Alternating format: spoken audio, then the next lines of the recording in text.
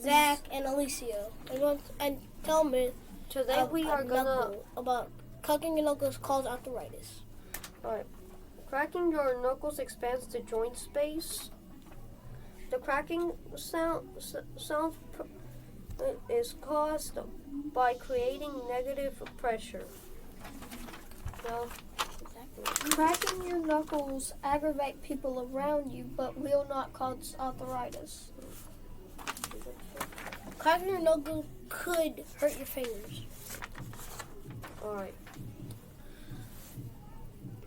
That's it. We got this information from Does Cracking Your Knuckles Cause Arthritis from all kinds of authors.